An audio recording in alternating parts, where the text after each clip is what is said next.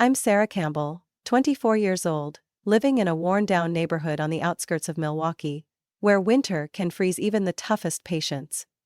6 days a week my mornings begin at 4:45.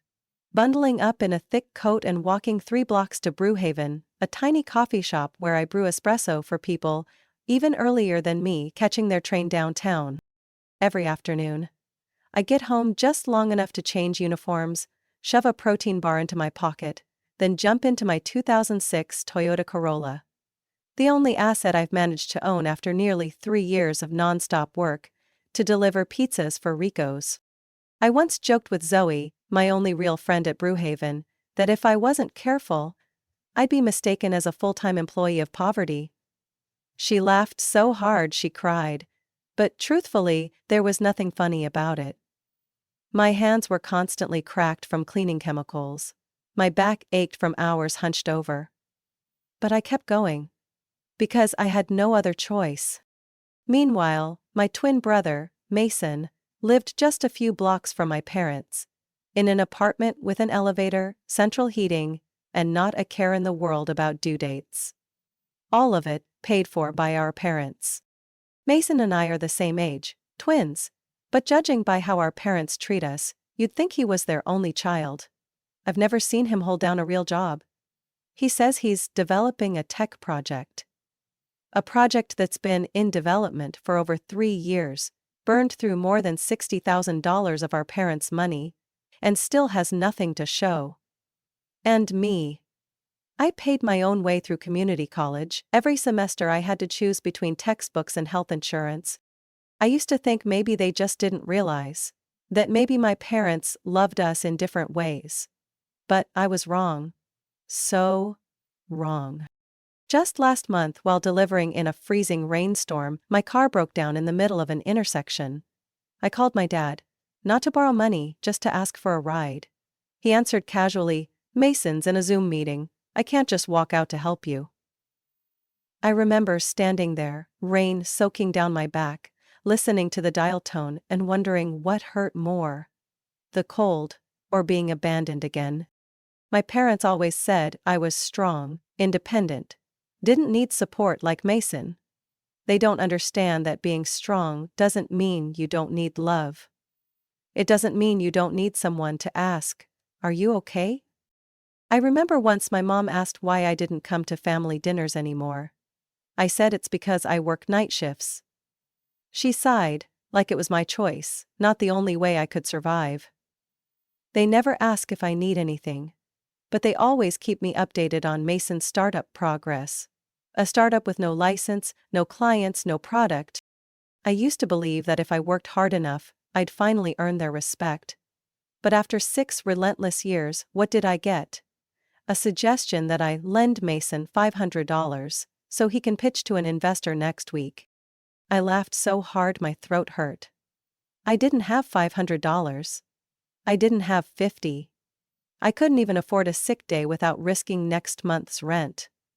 But I still had to drive around delivering food to people who tipped $2 and complained the pizza was cold. And I still had to smile.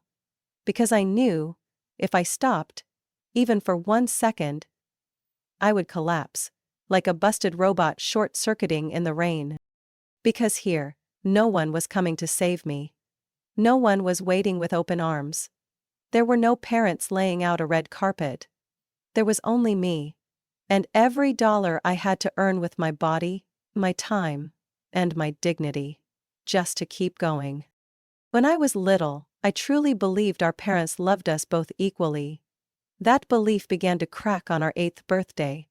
I spent 3 weeks drawing a large card for Mason, me, and him in front of our house, hugging, with the sun shining behind us. I taped it to the fridge, thinking it would touch him.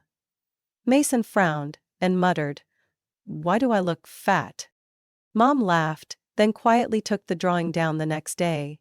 In its place, a photo of Mason appeared, wearing his baseball uniform, bat in hand, looking like a star athlete. I asked where my drawing went. Mom said, "You probably don't want something like that hanging on the fridge forever, right?" That's when I began to understand. In our house, Mason got the pictures. I was the shadow standing outside the frame.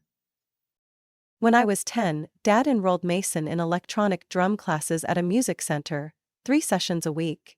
Meanwhile, I asked to join a public library's evening art class and got a flat-out no. Art has no future. Focus on real subjects, they said. A year later, Mason quit the drums because he was tired. I still snuck into the library every Monday, sitting in the back, teaching myself from worn-out books. Every vacation, Mason went skiing in Colorado or on luxury camps in Vermont. I stayed home, watching the neighbor's asthmatic cat and building responsibility. Dad's go-to phrase whenever I asked was, "Girls are stronger. You don't need as much as Mason." I believed it. So much that I stopped asking. 16 was my first real wake-up call. Mason got a used Ford Focus, leather seats, smooth, A/C, working radio. I asked, "Can I learn to drive on the same car as Mason?" Mom gently replied, "That's not really convenient, honey. The car is under Mason's name." 3 months later, on my birthday, Dad walked me to the bus stop. He smiled and said, "I got you a 3-month bus pass. You'll learn how real life works." And I did. I learned to push through snow at 6 in the morning to get to school on time. I learned to avoid the pitiful looks from classmates when I showed up late because the number 22 was stuck in traffic. I learned to stop asking why, because there was never a fair answer. At 17, I began freelancing logo designs for small local shops using a free classifieds website. I borrowed a beat-up laptop from the library to sketch on freeware, emailed the files, and earned $40 a pop. Money I saved penny by penny. Meanwhile, Mason started a podcast about inspirational living, despite never having held a job. My parents proudly told the neighbors, "He's a natural-born leader." I earned a partial scholarship to a design school in Seattle. Mom cried, hugging me tightly. For one of the very few times in my life. But 2 weeks later, she called me down to the living room, her face tense. "Sarah? Your father and I need to talk." I remembered the rattling hum of the AC overhead, as Dad said, "We used your college fund to help Mason launch his startup, just temporarily. His project has real potential." I didn't cry. I didn't scream. I just asked, "And if I can't attend school anymore, then what?" Mom took my hand. "You can apply for loans, can't you? You've always been strong. You'll figure it out." I said nothing. I went upstairs, opened the window, and looked out over the pitch-black street, dim yellow lights falling on bare winter trees. That night, for the first time in my life, I felt like I wasn't really part of the family. Just a long-term renter in a house I never got to choose. 3 months later, I enrolled in community college. Morning shifts as a barista, kitchen help at night, design classes sandwiched in between. I didn't quit, but from that point on, I slowly let go of the fantasy that I'd ever be treated fairly. My parents called me the responsible one, but they never realized the price of that responsibility. Was a childhood spent growing up alone? In a family that gave all their light to the child they chose to love? I used to think, if I just tried a little harder, maybe my parents would finally see me. That one day they'd realize I was the one holding everything together. I was wrong. For the past 2 years, Mom's calls started coming at hours no one should be calling, like 10 p.m. on a Tuesday or 7 a.m. on a Sunday. I learned to guess the ask just by her sigh. "Sarah, can you send 800 just until the end of the month? Your dad's working on it." Or worse, "Honey, Mason's running into a bit of trouble with his new app project. His investor just pulled out. Can you help him cover office rent for another month?" I worked 2 jobs, ate instant noodles, and drove a car with no A/C, and yet they still treated me like a personal ATM. I once said, "Mom, I don't have extra money." Her voice softened like it was a compliment. "But you always figure things out, Sarah. You're so capable." They used my resilience as a reason not to care whether I was exhausted, okay, or simply needed someone to check in. One time, I got the flu so bad I couldn't stand. I called in sick from deliveries and curled up on the floor of my tiny room, shaking and crying. I called my mom, just wanting to hear a familiar voice. She answered, told me to keep warm and drink fluids, then added, "By the way, is your credit card still working? Mason needs to order new recording equipment." I don't even remember how I hung up. I just know I took out the SIM card, shoved it into a drawer, and didn't turn my phone back on for 3 days. I thought maybe it was just mom. But then Dad called. "She's working like crazy," he said, meaning me. "If you care about family, you should contribute. Mason is your blood." Blood? I was the one who just lost my night shift from muscle fatigue and dizziness. I was the one debating whether to sell my laptop to cover this month's electric bill. I was the one eating a cold sandwich in my car because I couldn't afford a salad. But I should share with someone who had never earned a dime without reaching into someone else's wallet? The breaking point came last month. I came home at 2 in the morning, soaked from the rain. A message popped up. "Mom needs to talk, urgent." I called back. Her voice trembled like I'd abandoned someone on their deathbed. "Sarah, if you don't help, Mason will lose this deal." "Just 3,000, honey. We'll pay it back soon." I wasn't angry, I wasn't surprised. I just felt empty. I said slowly, "I don't have 3,000. I don't even have 300. Silence. Then her voice, barely audible. "You're not the same sister anymore." That was the moment I understood. To them, I only mattered if I could be drained. If I could still help. I thought back to all the times I called home, excited to share that a client praised my logo, that a professor said I had potential, that a small magazine agreed to publish my illustration. Every time, I was met with, "That's nice. Anyway, guess what Mason's up to?" No one asked if I was happy. No one cared whether I still had the strength to smile.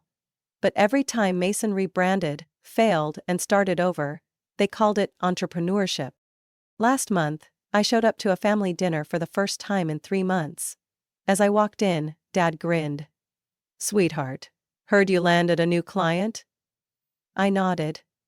He clapped my shoulder like a colleague. "Great. But wait till you hear this. Mason was just invited to speak on a finance podcast." Applause. Cheers. I just sat there chewing a cold piece of broccoli saying nothing. And I swore, that would be the last time I let myself be diminished at my own family's dinner table. That night, the rain never let up. Streetlights blurred behind the wet windshield, and the Corolla's wipers screeched with every sweep. I delivered 4 large pizzas to a mansion in River Heights. The kind of neighborhood with more security cameras than trees. The GPS brought me to a gated entrance lined with ivy-covered fences glowing under soft golden lights. I rang the intercom. "Delivery from Rico's." A man's voice buzzed through. "Gates open, just head in." As I stepped out with a sagging pizza box under a torn umbrella, EDM music thudded from inside the house, mixed with loud, drunken laughter. This wasn't a regular birthday party. Flashing lights from the foyer painted my damp coat in strange colors as I rang the doorbell again. A sleek-hipped guy, shirt unbuttoned down to his chest, opened the door and gave me a look like I'd just landed from another planet. "Pizza's here," he shouted, then turned to me. "How much?" $82.38. He shoved a $100 bill into my hand without another word and disappeared inside. I fumbled for change when a voice called from behind. "Sarah? Sarah Campbell?" I turned cautiously. A man in his 50s, no tie, gray blazer damp at the shoulders, stood under the dry overhang of the house across the street. His eyes flickered with surprise, then something like concern. "You are, I'm Thomas. Thomas Reed. Your mom's brother." That name hit like a cold gust through memory. Memory slough. Reed, the one who gave me Winsor Newton watercolors for my 10th birthday. the one who vanished from family conversations after an argument no one explained. My mother never said his name again. I froze, my mind scrambling to match what I saw with what I remembered. He looked nothing like the man they'd painted as a reckless investor or financial failure. He was composed, gray at the temples, confident. "You're delivering pizzas?" he asked, clearly stunned. I clutched the tip pouch, unsure how to answer without shame. "It's my second job. Sarah." His voice softened. "I didn't expect to see you like this. Do you have a minute? There's a 24-hour cafe just down the block." I glanced at my car. Soaked, front seat littered with pizza boxes and crumpled napkins. My body was cold, my pride colder. But something in his eyes, neither pity nor judgment, made me nod. At Beacon's Light Cafe, I sat across from the only relative my family had erased. Hot coffee, a dry coat, a clean napkin. I felt like I'd escaped a storm. "Why did you get cut off from the family?" I asked. He stared out the window for a while, then, "It started when your dad and I launched a tech startup. The idea had promise, but when things got tricky financially, he wanted to cut corners, work with shady partners. I refused. Ended up buying him out. The project succeeded, but he never forgave me. I never knew." "No one told you?" I figured. He leaned forward. "But that's not why I wanted to talk. I want to know, what do you need, and why are you working yourself sick for people who don't see you?" So I told him. No drama, no polish. I spoke of Mason, of the midnight calls, the forgotten birthday, the bus instead of a car, the vanished college fund, the way strong became an excuse to leave me alone. He didn't interrupt, just nodded now and then. When I finished, he slid a business card across the table. "I don't do charity, but my company, Aerotech, is always looking for designers with visual intuition. I can arrange a meeting with our design lead. No promises. Just a real shot to show what you've got." I stared at the card. A company I remembered from a sustainable tech seminar. A real company. Not the fantasy of a coddled younger brother with a dream and no plan. "I don't want anything just because I'm your niece," I said quietly. "And you won't," he replied. "You'll be treated like anyone else. But this time, no one's going to trash your application just because you don't fit their perfect mold." That night, walking back to my car, I didn't know what the future held, but for the first time in years, someone listened to me.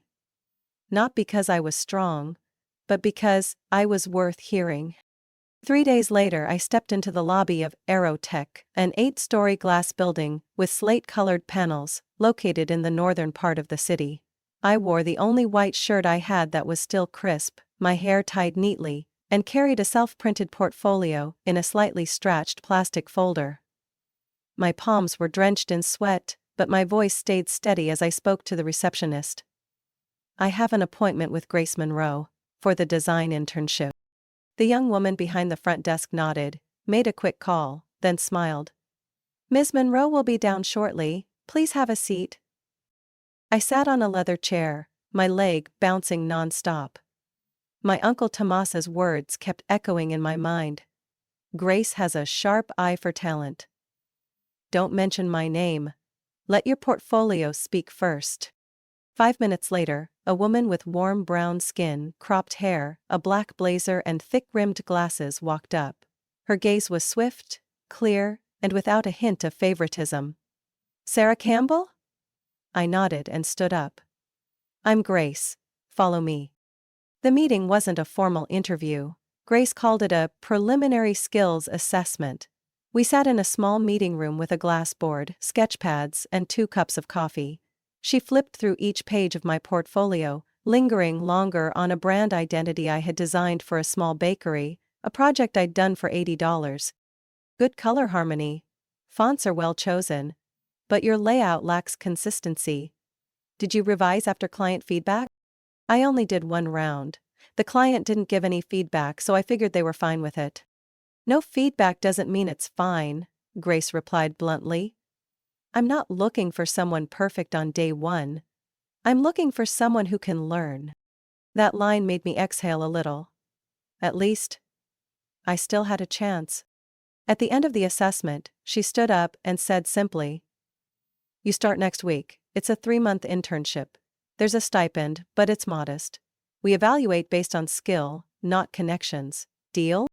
"As long as it's a fair evaluation, I'll accept whatever outcome," I responded. The following week, I started my first day at Aerotech, just like every other intern. Seated at a side desk, handed an old computer, and given a checklist of weekly tasks. The only person who knew I was Thomas's niece was me, and I planned to keep it that way for as long as possible. The beginning was rough. The design team was young, sharp, and tossed around industry jargon like it was everyday speech. I didn't dare speak up during brainstorming sessions. But I took notes on everything, researched after hours, and stayed late to practice. I didn't want to be the outsider forever.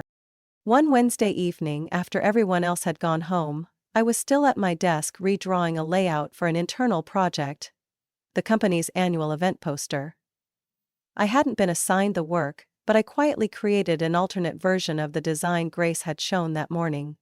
When she came back to retrieve some forgotten documents and saw my screen, she stood silently for a while, then asked, "Have you sent that to the team lead?" I shook my head. I was just trying to learn how they build layouts. She nodded, slipped the papers into her bag, and walked away. No praise, no criticism. But the next morning, my design was printed and pinned on the internal board with the caption, "Reference concept for design team." My name was in the lower corner. No one said anything. But I noticed a few glances change in the meeting room that day. By the end of the first month, I was assigned the lead design for an internal newsletter. In the second month, I was invited to present directly to a client, a local coffee shop chain looking to rebrand. Grace sat beside me and didn't step in as I pitched. After the meeting, she said only one thing. "Your voice shook." But the idea didn't. In the final week of the internship, I received an email from HR with the subject, "Interview invitation for junior designer position." I stared at the screen for a long moment. Then, almost instinctively, I called Uncle Thomas. "I got an interview for a full-time role," I said. "And I didn't use your name." His voice was low and steady. "Because you didn't need to. What I saw in you that night. Stubborn, exhausted, but still standing. That's why I knew you'd make it. Keep going. No one is giving you anything. You're taking it." I hung up, my eyes stinging. Not because I was emotional, but because for the first time I believed it was true. I was no longer the shadow behind someone else's success. I was standing, on my own 2 feet. I walked into my new office on a cloudless Monday morning. 6th floor, southeast corner, where sunlight poured in like the sun itself was congratulating me. A small plaque outside the door bore my name, Sarah Campbell, Junior Designer. Just a basic title, nothing flashy. But to me, it marked the first milestone that truly belonged to me. My 3-month internship had ended with a short but intense interview with the internal panel. I walked out with sweaty palms, but the subtle nod from Grace was enough to tell me I was chosen not because of family connections. From that moment, I started living a completely different life. Not because things suddenly became easier, but because I no longer had to fight alone. My salary didn't spark envy, but it was enough to move out of that crumbling rental and into a tiny studio near Lakewood Park. The apartment had large windows overlooking maple trees, real hardwood floors, and a small kitchen where I could cook a decent meal after work. I bought a used sofa from Craigslist, a few cacti for the sunlit corner, and for the first time ever, my space felt like a true reflection of me. My old 2006 Corolla still rattled when turning left, but now I could afford regular maintenance. I upgraded my main credit card to one that didn't force me to scrape by, and my savings account, modest though it was, finally existed without being drained every month. But the biggest change was how I walked each morning. No more lowering my head, no more shame seeing coworkers step out of luxury cars. I wore dark jeans, a simple blouse, my badge proudly displayed, and smiled at the receptionist like I truly belonged here. Grace, as usual, didn't say much, but after I completed a product launch campaign designed for a client in Chicago, she sent a simple email. Good. Clear visual direction. Consider Sarah for secondary lead in next project. A week later, I was assigned as lead designer for the rebranding of a cultural bookstore chain, a small client with strong potential. I said nothing to Uncle Thomas. I wanted him to hear it from others, the way any employee would when praised for actual merit.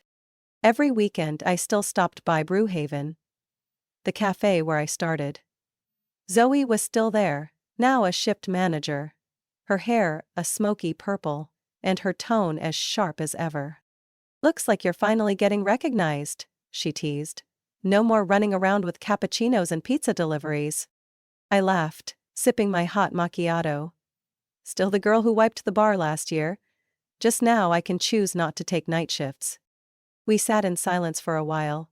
Just the hum of the coffee grinder and sunlight slanting across the worn wooden table.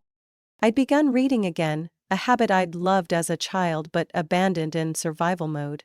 The first book I picked up was The Fountainhead by Ayn Rand, a worn copy from the library, about the resilience of the underestimated. I read each page slowly, as if reclaiming pieces of my forgotten self. Sometimes, I still got texts from Mom, brief and indifferent as ever. Mason's starting a new project. Your dad hopes you'll come for dinner Sunday. No mention of my work, health or current life. But now, it no longer stung. I understood, people can only give what they have. And sometimes, what they lack most is the ability to love fairly. Uncle Thomas kept his word. No interference, no favors. But one late afternoon as I packed to leave, he stopped by my desk and laid down a printed Forbes article. Aero Tech, among top 10 most inspiring tech companies of the year. Your design team contributed to the new branding campaign, he said, without embellishment. Well done. I smiled, folded the article, and tucked it into my bag. I knew, it wasn't just about one successful campaign. It was the reward for every invisible day. Those nights learning design tools alone. The job rejections for lacking a degree. The rainy pizza runs while dreaming of a real drafting table. That dream now sat in front of me, a 27-inch monitor, a brand new stylus, and a folder labeled, Summer 2024 Campaign, Lead Design, Sarah Campbell. I looked at it like I was looking at myself, not the Sarah who was once overlooked, but the Sarah of today. A woman no longer living off pity, but thriving on skill and relentless perseverance. And I thought, if someone had told me years ago that I'd make it here, I'd have laughed. But now I know. Every scrape, every cramp nap behind the coffee counter, every rejection, was a step that led me to this very moment. A late September Saturday afternoon, I was fine-tuning the color palette for the Green Tech Reboot campaign when my phone rang. Mason's name flashed on the screen. I hesitated for a few seconds before picking up. Hey, are you free tonight? His voice wasn't its usual casual tone. There was something urgent, even panicked. What's going on? Mom and Dad, they need you to come, it's serious. I arrived at the old house just before 7 p.m. The front looked different. The lawn was overgrown, weeds tangled in the flower bed by the porch, the right window curtain sagging to one side. Mom opened the door. She looked worn, her hair noticeably grayer, though she wasn't even 60. Dad sat in the living room, no longer in his crisp dress shirt like usual, just an old sweater with a hole in the left shoulder. No one offered me a drink. No smell of Sunday night roasts or apple pie. Just silence. And the sterile yellow light of a bare bulb. Then my father spoke. The house is going into foreclosure. The words dropped like a stone. I sat up straight. What did you just say? Mason stood near the door, hands clenched. Mom lowered her head. Dad stared ahead, unblinking. We refinanced the house 2 years ago. To invest in Mason's e-learning platform. I turned to Mason. The one you told me already had seed funding? It did, he stammered. But they pulled out when the market dipped. And Mom and Dad used their retirement savings to keep it afloat? Mom nodded, eyes red. We thought it was the right call. Mason needed a chance. And I didn't? That question silenced them all. I stood, pacing the room. No more family photos. Just a few bills, strewn across the coffee table. On top was a notice from the bank. Past due payment. Total owed, $312,000. Sarah, Mason said quietly. I didn't realize it was this bad. Didn't realize or didn't want to. And Mom, Dad, did either of you ever think to stop, or was it always just assumed that Sarah would be fine? Mom burst into tears. But I felt nothing. Just hollow. Dad sat quiet for a long moment, then said, You don't have to help if you don't want to. But family is family. We made mistakes. But we're still blood. I looked him straight in the eye. All I ever asked for was a shot. Just once. To be chosen. Instead, my college fund was drained for a startup. Even investors passed on. Mom raised her head, lips trembling. Sarah, there's something I never told you. I narrowed my eyes. What? 10 years ago, when we decided to take your college fund for Mason's first startup, your Uncle Thomas came here. He offered to replace the entire amount. No strings attached. He said it was an investment in you. I couldn't breathe. But your father said no, she went on. Called it charity. Said Thomas only wanted to prove he was better, and he banned him from contacting you after that. I turned to Dad. He said nothing. Didn't even deny it. You kept that from me for 10 years? We thought you'd find your way, Mom whispered. I took a step back. Then another. Everything in this house, from the lighting to the furniture to the people, suddenly felt foreign. No longer a home, just a shell built on decades of selfish choices disguised as family. Sarah, my father called. I said one thing, in a voice so calm it chilled even me. For the first time in my life, I'm living a life I built myself. And no one in this house has the right to pull me backward. Then I walked out the door. That night the rain fell in soft drizzles. But I didn't need an umbrella. I didn't need shelter anymore. Because now I knew, the only thing I ever needed to protect was myself. 2 weeks after I walked out of the house on Willow Street, I received an email from Mom titled simply, Can we talk? I read it 3 times before replying, short and direct. Saturday, 3 p.m., Oak Leaf Cafe, Midtown. They arrived on time, all 3 of them. Dad, Mom, Mason, sat across from me at the windowside table. No one spoke at first. There was no anger, no defensiveness. Just a silence that, for once, felt like listening. I began, I'll help, but this time, on my terms. Mom looked up, hopeful. This isn't about giving you money to throw into another failure. Here's what I require. 1. Mason needs to get a real job. A paying job with responsibilities. No more vague projects. 2.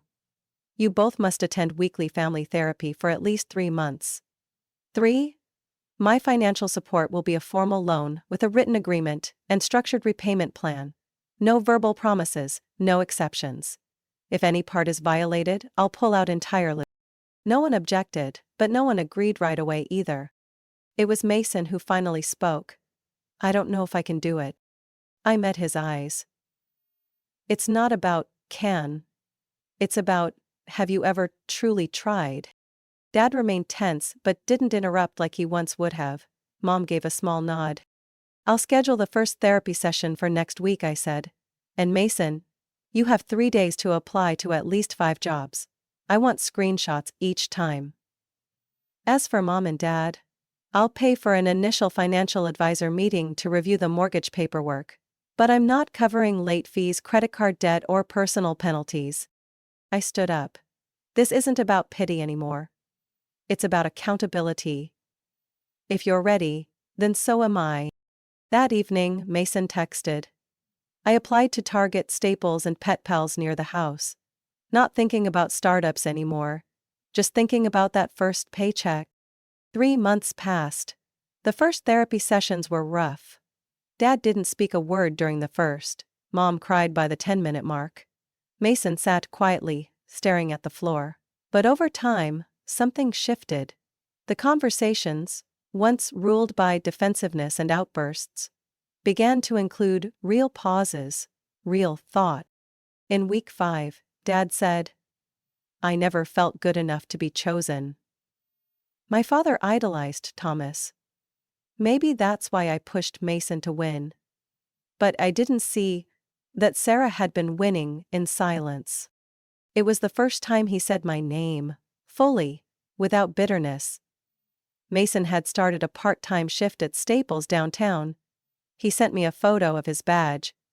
I look goofy, but hey, I've got my own uniform. I laughed. The first genuine laugh in this relationship in almost a decade. As for me, I kept building at Aerotech. Our spring campaign had just exceeded sales projections. Grace called me in and said, Next month I'll be out. You'll be leading the design team and reporting directly to the board. It's your chance to see what the front line feels like. I nodded. No panic, no doubt. I'd spent long enough in the back row to know how to run the whole stage. One Sunday afternoon, I returned to my parents' house, now with a patched-up roof, trimmed lawn, and a property under payment plan sign out front. I brought a small pot of lavender and set it on the kitchen window. Mom smiled, the first smile without apology. This house needs a bit more color, I said. She nodded. And you? You brought it back. A year later, Aerotech launched Second Start, a mentorship program for young adults who missed out on college due to family circumstances. I volunteered to host its first session. At the opening, I shared my story, not dramatically, just the steps. A rainy pizza delivery, my first contract with Aerotech. I ended with, my family once thought I was strong enough to never need anything. But maybe the strongest ones are those who went the longest without fairness, and still moved forward. The audience was silent, then applause. Among them stood Mason, next to our parents. They didn't clap the loudest, but they stood the closest, since I was 16. I haven't forgiven everything. But I've allowed change to begin, and in doing so, I've freed myself. Not just from memory, but from the role of the one who carries everyone. I never asked to play. Now, I choose my role. And I choose to be the one who lights the way. Not because I've known the dark, but because I learned how to walk out of it. Sarah's story is a powerful reminder that true strength isn't about enduring quietly. It's about setting boundaries and demanding fairness for yourself. When favoritism and long-standing hurt are replaced by clear conditions and real dialogue, even a fractured family system can begin to heal. In real life, if you've ever been labeled as the strong one who doesn't need support, remember, you deserve to be heard, to be seen, and you have every right to ask for it, unapologetically. What do you think of Sarah's choice? Was she too harsh, or was she simply reclaiming what she truly deserved? Share your thoughts in the comments, and don't forget to follow the channel for more powerful stories about family and life.